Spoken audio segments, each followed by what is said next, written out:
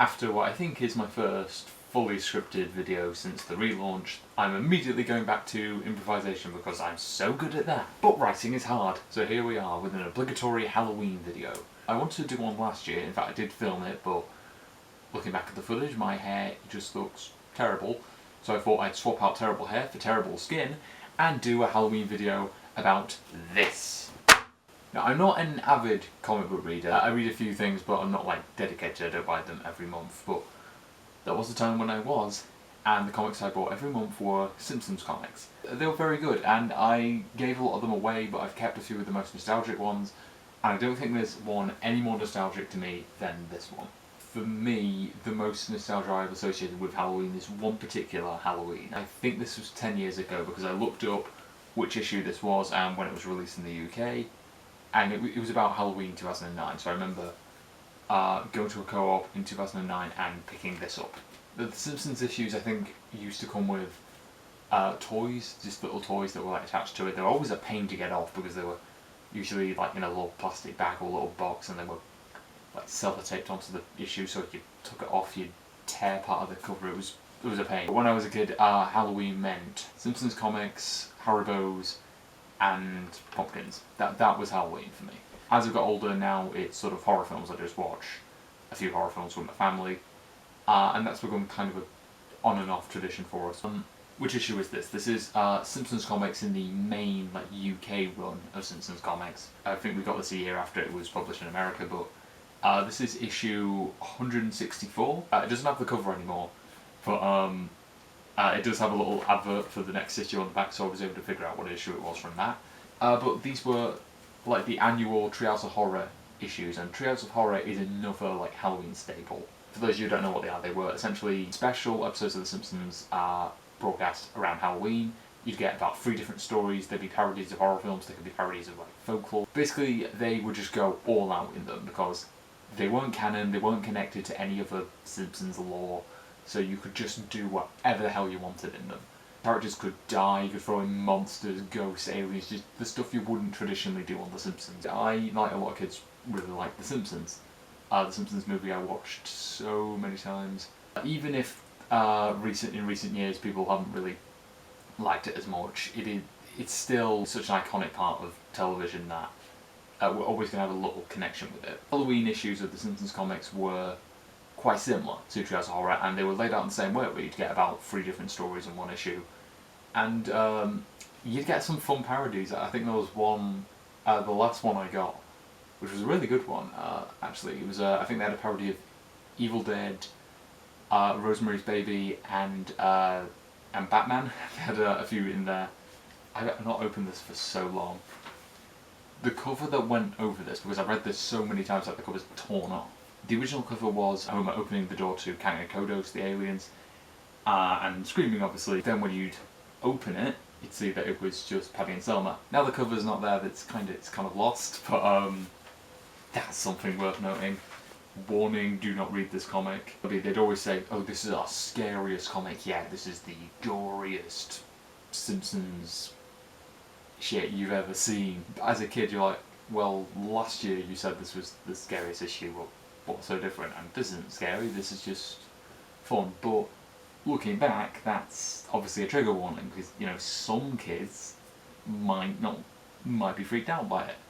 Because they would go quite far with gore, even though these were aimed at kids, there was a lot of gore in these ones. The stories in here, there's 3. The first one is the one I remember the most, and it's called 30 Days of Dough.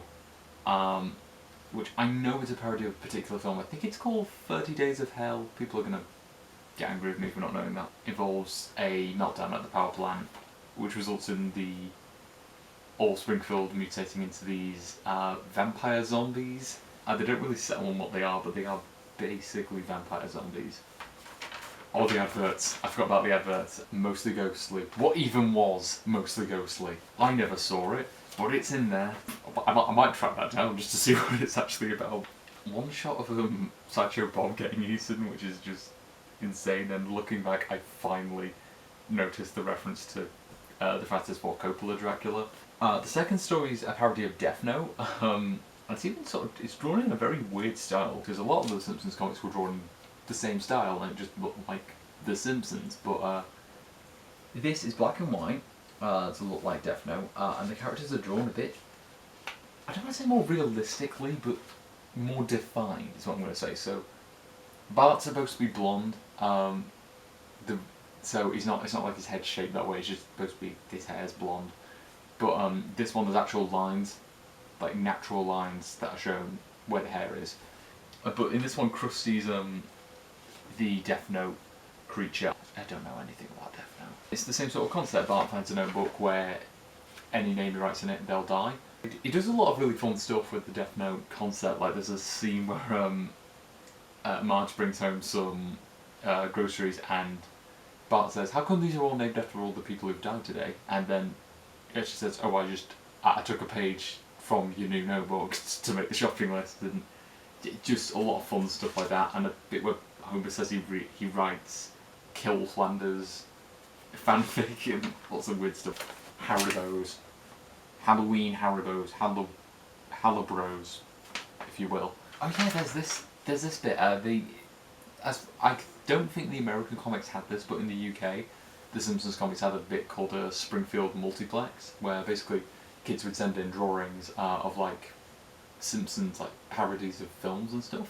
A Hulk parody, there's the Dark Knight parody, and I remember that specifically because I was too scared to watch The Dark Knight as a kid. The Joker, I remember seeing the trailer for The Dark Knight in a cinema once, and the Joker terrified me. But the first one in this multiplex section, like the first drawing, is really good. It's well coloured.